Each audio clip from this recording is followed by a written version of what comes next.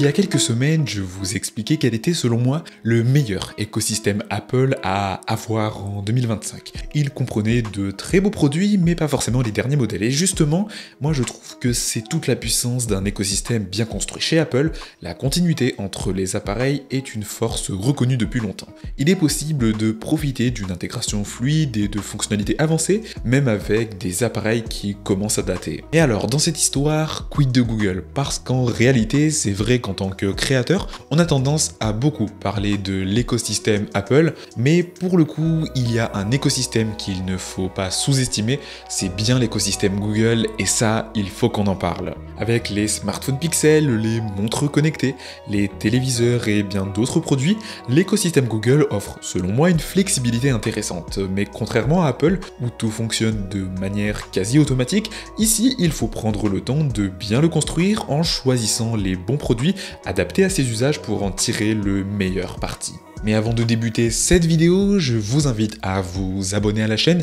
Ici, comme vous le savez, on parle de nouvelles technologies au quotidien. Donc un grand merci à ceux qui prendront le temps de le faire. Et nous, on retourne à notre vidéo du jour, l'écosystème Google. Mais avant d'entrer dans les détails, je voudrais tout de même partager une petite anecdote. Google, c'est mon tout premier écosystème. J'ai commencé avec un Pixel 2 XL et une Fossil Sport avant de passer très rapidement au Pixel 4. Ce smartphone, malgré son échec commercial, m'a convaincu que Google avait une vraie vision. Ils introduisaient déjà des fonctionnalités intelligentes comme Motion Sense ou Face Unlock qui montraient une approche différente du smartphone, plus tournée vers l'intelligence contextuelle. Puis petit à petit, j'ai décidé d'ajouter d'autres appareils, je pense notamment au Google Nest Hub 1 ou encore au Google Home Mini, mais malheureusement c'est vrai qu'au fil du temps, quand j'ai eu un Chromebook par exemple, j'ai été un petit peu frustré de certaines interactions et c'est pour cela que je me suis intéressé à l'écosystème Apple. Mais ces dernières années, il faut le reconnaître, Google a vraiment progressé dans les interactions, dans la manière de penser certaines choses et ça, il y a déjà un premier produit où ça se voit vraiment, c'est le smartphone.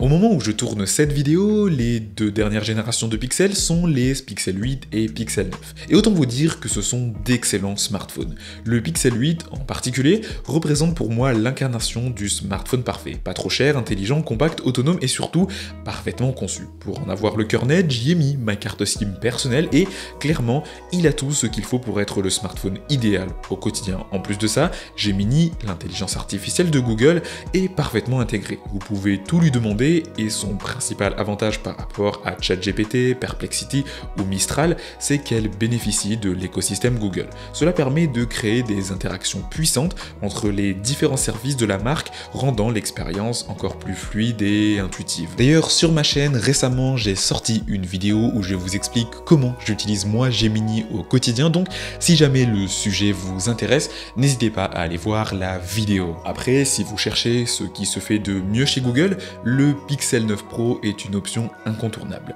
C'est tout simplement l'un des meilleurs smartphones que j'ai pu tester. Son moteur haptique est de loin le plus précis que j'ai ressenti sur un smartphone, l'interface est moderne et réactive, le téléobjectif est excellent pour capturer des clichés à distance, les finitions sont soignées, les coloris sont superbes et la prise en main est excellente. Et bien sûr, on retrouve toutes les fonctionnalités intelligentes qui font la particularité des Pixels. Clairement, pour moi, le Pixel 9 Pro est un énorme coup de cœur, je considère même que c'est l'un des tout meilleurs smartphone que j'ai eu l'occasion d'essayer et d'utiliser au quotidien. Et puis d'ailleurs, c'est vrai qu'en ce moment, il est pas mal en promotion, le Pixel 9 Pro, donc je vous ai laissé quelques liens directement dans la description de la vidéo si vous souhaitez y jeter un œil. Bref, que vous optiez sinon pour un Pixel 8, un Pixel 9 Pro ou même un Pixel 8a en fait, vous devriez apprécier l'expérience à condition d'adhérer à l'approche intelligente et pragmatique de Google. Si c'est votre cas, foncez. Ces smartphones constituent une base solide pour construire un véritable écosystème autour de Google. En effet, grâce à une intégration poussée avec les services comme Gemini, Google Photos, Google Home ou encore Android Auto,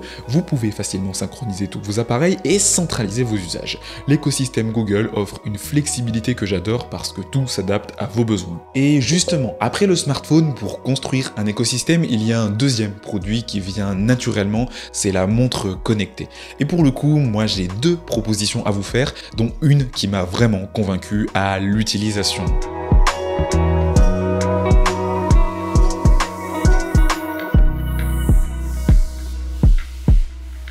La montre connectée par excellence chez Google, c'est la Pixel Watch 3 en 45 mm.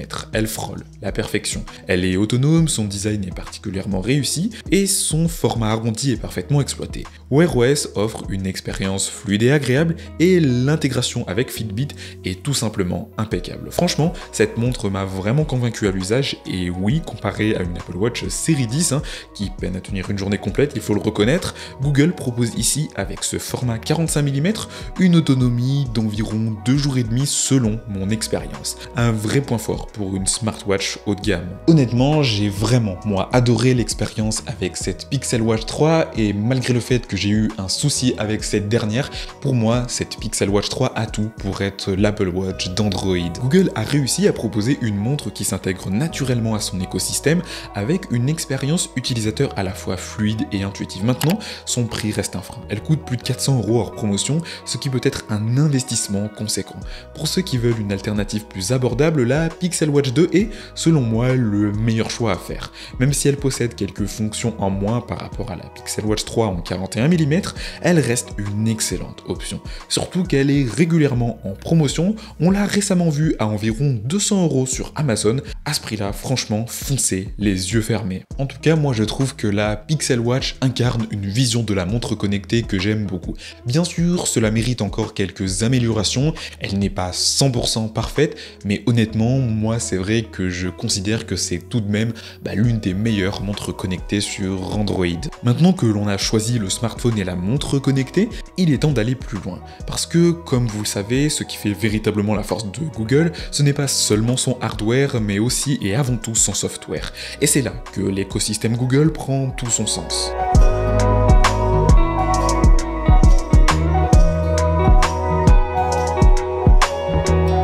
Pour ajouter de la valeur et de la présence à votre écosystème Google, généralement, moi je dis qu'il faut s'intéresser aux produits Nest. Et pour le coup, le premier produit Nest que je recommande généralement, c'est le Google Nest Hub 2. Ce produit est une véritable pépite. C'est une enceinte connectée fixe que l'on peut placer dans son salon, son bureau, sa chambre ou encore sa cuisine. Grâce à son écran interactif, il permet d'interagir facilement avec l'assistant Google, mais aussi de gérer toute la maison connectée, son multimédia ou encore les autres appareils de son écosystème.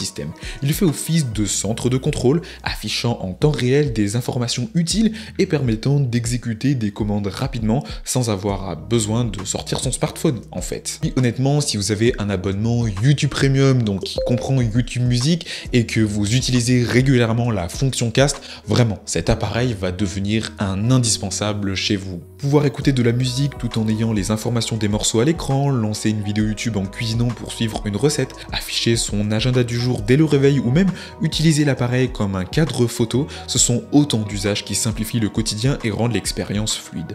Et pourtant, il coûte moins de 100 €. À ce tarif, je pense que c'est bien meilleur qu'un HomePod mini, par exemple. Là où une simple enceinte intelligente se limite à l'audio, le Nest Hub 2 ajoute une vraie dimension visuelle qui enrichit l'expérience. D'autant plus que le design du Nest Hub 2 est passe-partout. Mais après, je vous l'accorde, consommer du contenu sur un aussi petit écran que celui du Nest Hub 2, c'est pratique parfois, mais honnêtement, c'est pas confortable. Et pour le coup, ici, je vous propose qu'on parle d'un téléviseur sous Google TV.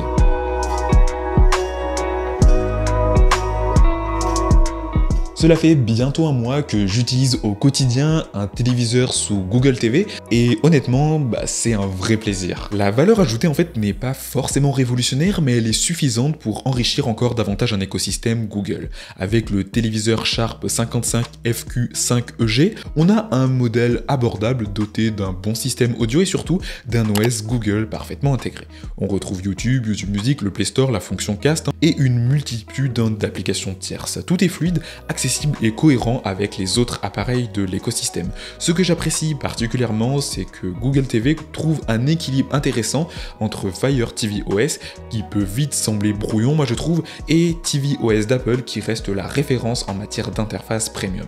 Ici, on a une interface moderne, bien pensée, et qui s'intègre parfaitement dans un quotidien connecté. D'ailleurs, je vais vous parler très vite de mon setup TV 4K que je suis en train de construire depuis maintenant plusieurs semaines, donc si jamais d'ailleurs le sujet vous intéresse, abonnez-vous. Je vous en dis pas plus, hein, et d'ailleurs on retourne à la suite de cette vidéo. Parce qu'en plus du téléviseur et de tout ce que j'ai mentionné jusqu'à maintenant, il y a aussi des produits qui, sans être estampillés Google, s'intègrent parfaitement dans cet écosystème, et ça, il faut qu'on en parle.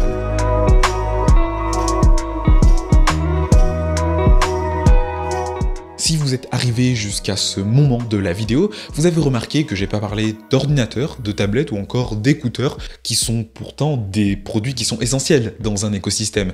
Parce que oui, on oublie une chose, mais dans un écosystème Google, l'avantage c'est qu'on n'est pas obligé d'avoir des produits qui sont estampillés Google. Même si c'est parfois moins abouti en matière d'intégration, vous pouvez très bien utiliser un MacBook dans un écosystème Google, à condition d'y installer Chrome et les services de l'entreprise. Vous pouvez aussi utiliser un iPad tant que vous y ajoutez des applications Google, et surtout côté audio, n'importe quelle paire d'écouteurs Bluetooth fera l'affaire, puisque la connexion rapide sur Android ne nécessite pas obligatoirement des Pixel Buds. Bien sûr, si vous voulez une expérience complète du côté de chez Google, vous pouvez prendre un Chromebook, vous pouvez prendre des Pixel Buds et une tablette Google, mais honnêtement, vous n'êtes pas obligé, et ça, honnêtement, je vous le dis, mais moi je considère que c'est une vraie force. Et je pense que c'est peut-être là le plus gros atout de l'écosystème Google. Malgré ses produits bien pensés, Google mise avant tout sur l'accessibilité de ses services. Alors oui, il y a quelques interactions un peu moins poussées que chez Apple, mais cette approche plus ouverte laisse plus de liberté à l'utilisateur. Ce n'est pas aussi brouillon qu'un écosystème Xiaomi,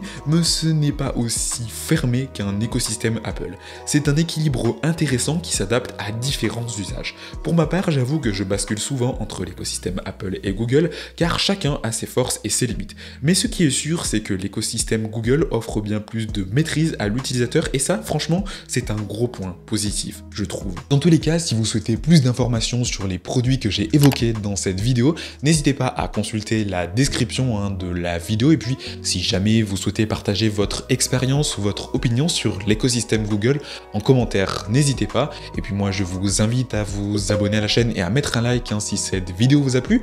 Et puis de mon côté, je crois que j'ai tout dit, donc je vous dis à très vite pour une nouvelle vidéo sur la chaîne. Allez, salut!